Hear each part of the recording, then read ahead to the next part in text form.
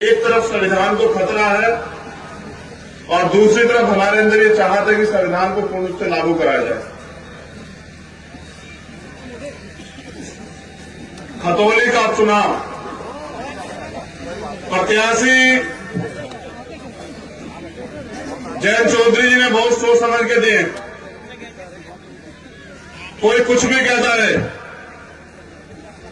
आपको एक बात याद रखनी कि गठबंधन का प्रत्याशी हमारा अपना, और जब बात मान सम्मान की हो तो आप लोगों ने कभी मुझे पीठ नहीं दिखाई। आपने हमेशा मेरा मान रखा। मैंने तो मुजफ्फरनगर में भी देखा कि जब जिला पंचायत का चुनाव था, आपने मुझे यहां से 6-6 सांसद मेंबर जिता के दिए, तो मैं इस बात को भूला नहीं। लेकिन आज मैं आपसे कुछ और कहने आया। देश में हालात बड़े खराब, नौजवान परेशान। पहले तो भर्ती नहीं आती, भर्ती आती है तो पेपर लीक हो जाता है। उसके बाद जो थोड़ा बहुत आगे बढ़ने के लिए दलित पिछड़ों को आरक्षण मिला है, उसमें घोटाले हो जाते। आपने 69,000 शिक्षक भर्ती में और दरोगा भर्ती में देखा कि किस तरह सरकार जो अहंकार में चूर है, जो अहंकार में इतनी खो चुकी है कि उनको ये भी याद नहीं कि वो नौजवानों के भविष्य को बर्बाद करने में लगे।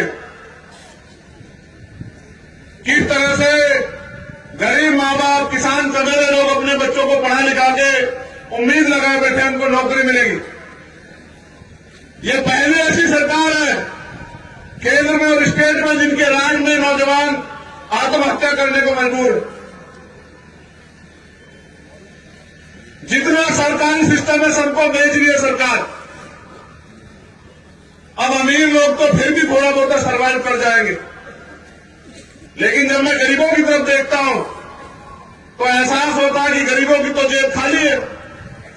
उनमें तो महंगाई का और जोर सरकार डाल रही, चाहे पेट्रोल डीजल के दाम, चाहे खाद्य पदार्थों के दाम हो, चाहे गैस के दाम हो। और सवाल आप इनसे कर नहीं सकते।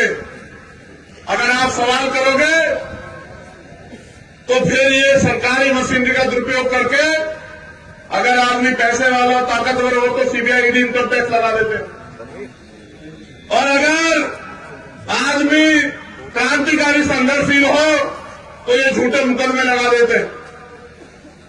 इतना अन्यायपूर्ण शासन क्या तो अंग्रेजों का था या फिर इस सरकार का?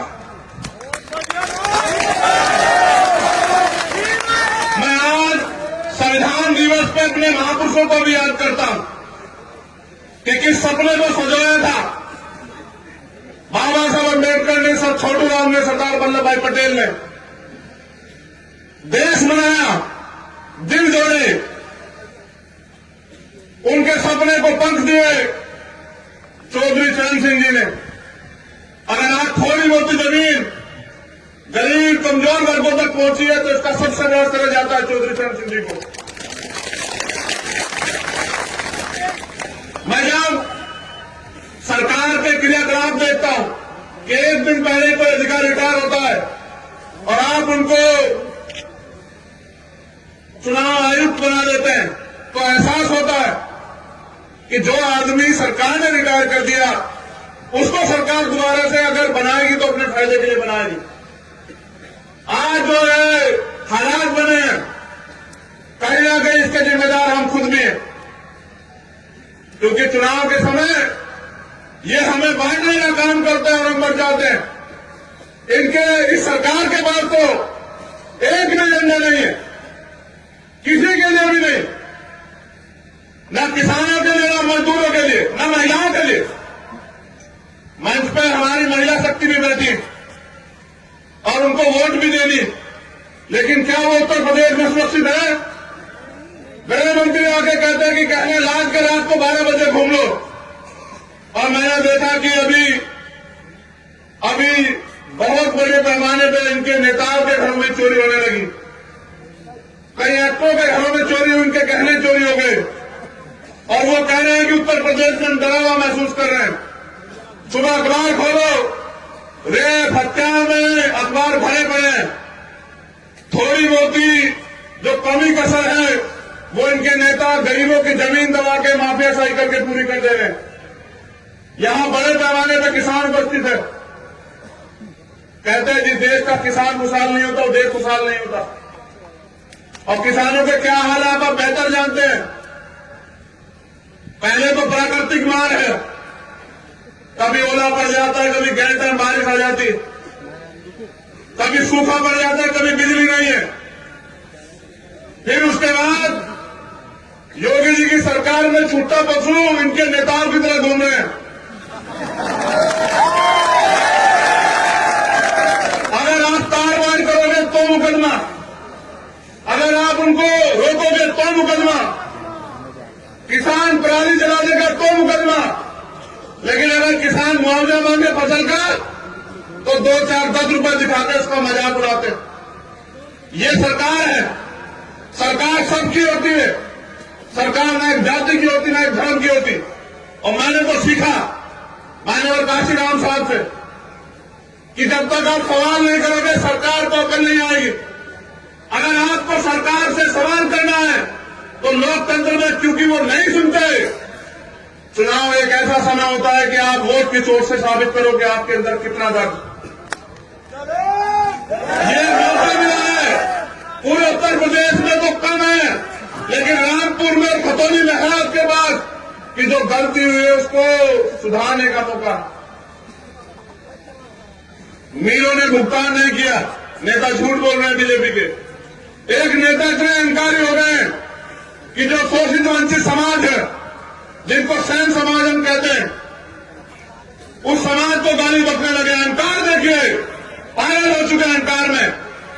जो मना कह रहे हैं, मैं यहां इस मंच से अपील करूंगा, जो मोर्च में कोई है,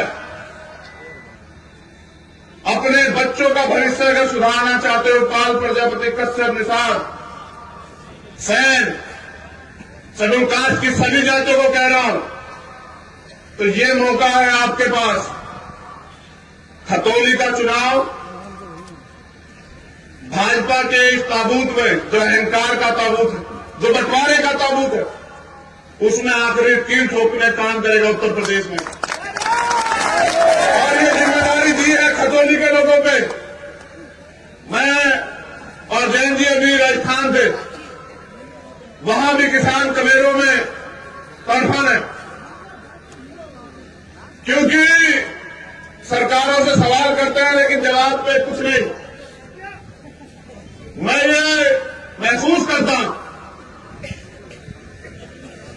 कि लोकतंत्र में अभिव्यक्ति की आजादी को कुचला नहीं जाना चाहिए। और अभी आपने देखा कि यहां भी किस तरह के षड्यंत्र उन लोगों ने किए हैं, माहौल खराब करने का काम। ये तो हमारे लोग माहौल सुधारने के काम में लगे हुए हैं, क्योंकि 3 तारीख के जन्मदिन का भी उधार आपको मैं छोड़ के जा रहा हूं। ये आपको 5 तारीख को चुकाना है। लेकिन मैं समझता हूं ये किसानों की धरती है। अगर इस देश को बचाना, अगर भारतीय संविधान को बचाना, तो जब 5 तारीख को आप घर से निकलेंगे, और खुद नहीं निकलना है, मां को लाना है, बाबूजी को लाना है, दादी को लाना है, दादा को लाना है। आपका वोटिंग परसेंटेज मैं अपने लोगों से कह रहा हूं, सब मेरे लोग हैं, मगर उनसे कह रहा हूं जो मेरे लिए जान देने को तैयार रहते हैं, कि आपका वोटिंग परसेंटेज खतौली में सबसे ज्यादा होना चाहिए इस बार। आपके बूथ गवाही देंगे और आपके बूथ ये भी बताएंगे कि क्या मेरे संघर्ष में कोई कमी है क्या, ये आपके बूथ बताएंगे। लेकिन मैं आपसे फिर कह रहा हूं, खतौली का रिजल्ट और खतौली का चुनाव किसान आंदोलन में शहीद सभी किसानों को सच्ची श्रद्धांजलि होगी। ये जिम्मेदारी आप लोगों के पास। एक शब्द नहीं बोले प्रधानमंत्री, एक शब्द नहीं बोले किसानों की लाशों पे। इतने किसान शहीद हुए, एक शब्द नहीं बोले, वादे किए, खोखले किए। झूठ बोलती है बीजेपी और बीजेपी के नेता। किसानों के साथ साथ ये जीत भाईचारे की जीत होगी। ये जीत झूठ पे सत्य की होगी। और मैं अपने लोगों से कह रहा हूं, 2 अप्रैल का दर्द याद है या भूल गए हो? बताओ, भूल बने गए? झूठे मुकदमे और लाठियां और जेल। कितने नौजवानों ने उत्तर प्रदेश में अन्याय का सामना किया? किसकी सरकार थी? आप पे मौका है। अगर आप फिर भी भूल जाओ तो हाथरस का दर्द याद रखना। ये षड्यंत्र करेंगे, दंगा फसाद कराएंगे, बांटने का काम करेंगे, तुम नहीं टिकोगे, खरीदने का काम करेंगे, तुम्हारी वोट की बोली लगाएंगे, इनके चमचे आपके बीच में आएंगे। एक तरफ वो चमचे और एक तरफ आपका संघर्षशील भाई। आपको तय करना है कि खतौनी में आप किसके हाथ मजबूत करोगे। ये पूरा दम लगाएंगे, आप टिके रहना और घबराना मत। बुलडोजर इनका धर्म और जाति मजहब देख के चलता है, इनका बुलडोजर गरीबों पर चलता है, इनका बुलडोजर मजलूमों पर चलता है। मैं अपने और भाइयों से भी कह रहा हूं कि मैं 5 तारीख में डट के यही रहूंगा मुजफ्फरनगर में। सरकार अगर गुंडागर्दी करेगी तो उनकी लाठियां खाने के लिए, गोलियां खाने के लिए हम लोग यही रहेंगे मुजफ्फरनगर में। ये मात्र खतौनी का चुनाव नहीं, हमारे सम्मान का चुनाव है। और मैंने जैन जी से वादा किया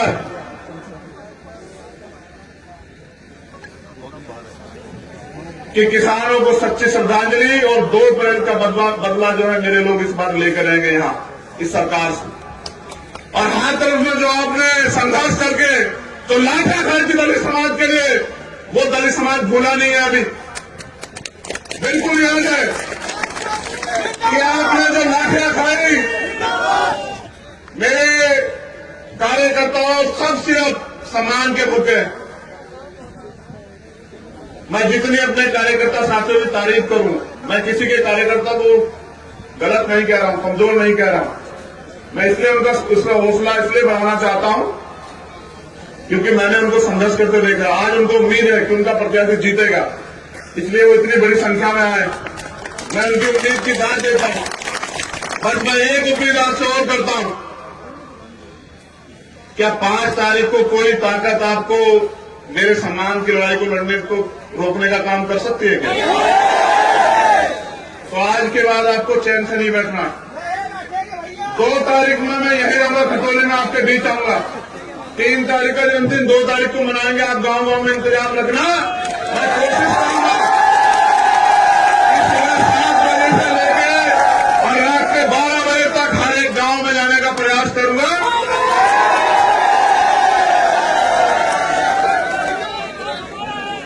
बस पूरी उम्मीद के साथ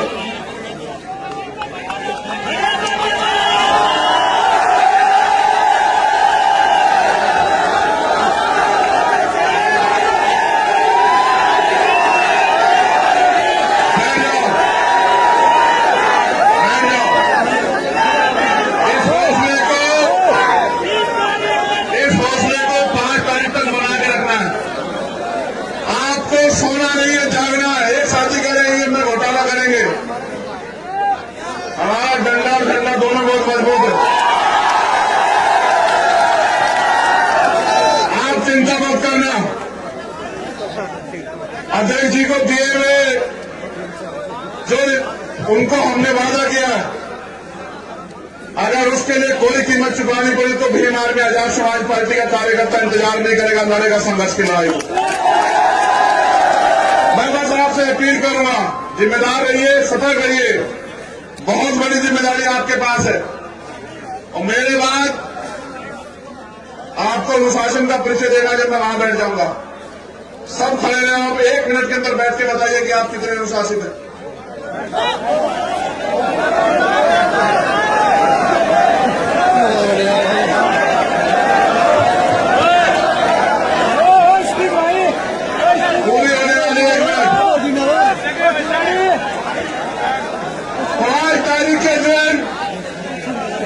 नलके के चुनाव चिन्ह पर हमारे प्रत्याशी भाई मदन भैया का हाथ मजबूत करके राष्ट्रीय लोकदल आजाद समाज पार्टी समाजवादी के गठबंधन को वोट देके ताकत देना और एक नई लकीर खींच देना कि अब उत्तर प्रदेश में भारतीय जनता पार्टी का समय जाने वाला है और इस नए गठबंधन का समय आने वाला है। बहुत बहुत धन्यवाद।